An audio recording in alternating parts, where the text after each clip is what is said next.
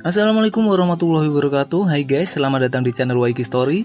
Ini adalah channel yang sebagian besar kontennya saat ini membahas masalah dunia lovebird, mulai dari basic rawatan harian sampai dengan settingan lomba. Semua saya kemas dengan cara yang simple, masuk logika, dan insya Allah aman untuk diterapkan di lovebird gacuanmu. Oke, ini adalah lanjutan dari video sebelumnya di mana kemarin saya membahas perbedaan lovebird tipe panas dan dingin. Untuk kali ini kita akan bahas satu-satu bagaimana sih cara setting kedua tipe tersebut. Untuk kali ini kita bahas tipe panasnya dulu ya. Jadi silakan di skip iklannya, tapi jangan videonya, biar nggak salah paham. Mari kita mulai videonya.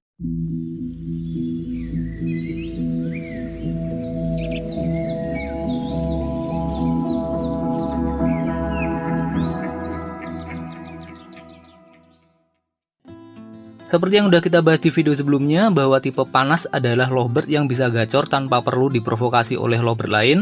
Maka dalam settingan hariannya itu kita akan buat seringkas mungkin, dan kita usahakan agar energi hariannya itu nggak gampang dibuang-buang dengan percuma. Saya akan jelaskan secara rinci mulai dari pagi sampai malam untuk settingan hariannya, dan nanti akan saya selipkan beberapa info penting seputar rawatannya.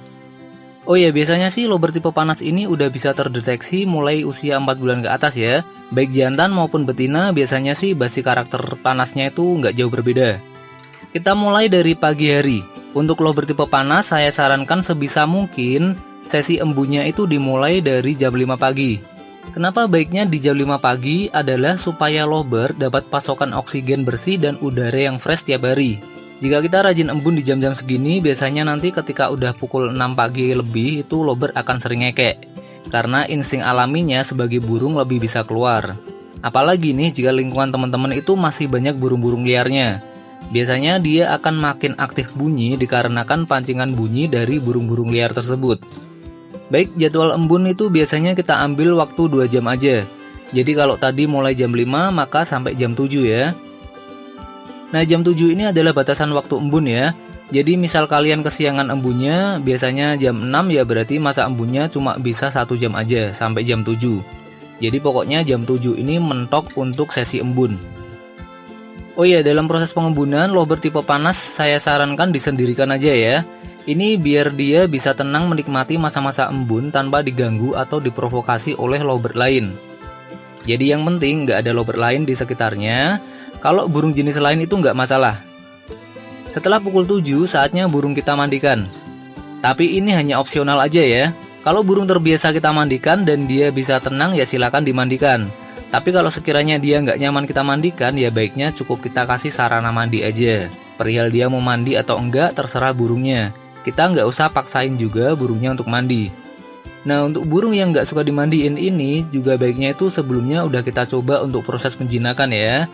Jadi misal nih udah kita proses mandiin selama sebulan, kok dia nggak mau tenang-tenang juga kita mandiin, nah itu bisa jadi patokan bahwa dia nggak suka dimandiin.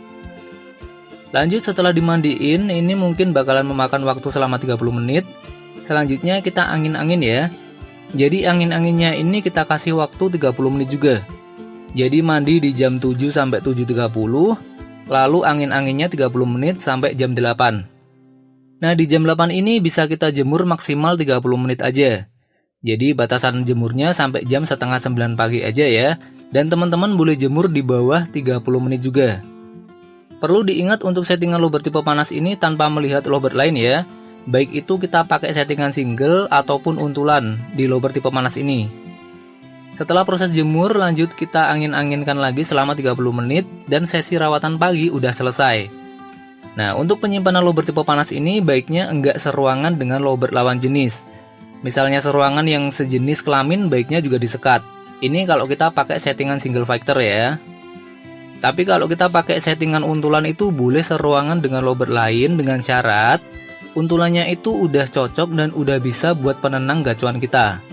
Jadi patokannya misalnya dia seruangan dengan lovebird lain, itu dia nggak gampang terpengaruh atau terprovokasi dengan lovebird lain. Dan lebih banyak menghabiskan waktu dengan untulannya tanpa menghiraukan lovebird lain. Oh ya, untuk settingan untulan setelah sesi angin-angin terakhir itu bisa kita proses pisah campur ya. Jadi silakan pisahkan jauh beda kandang gacuan dengan untulannya dari jam setengah 9 sampai jam 9 pagi.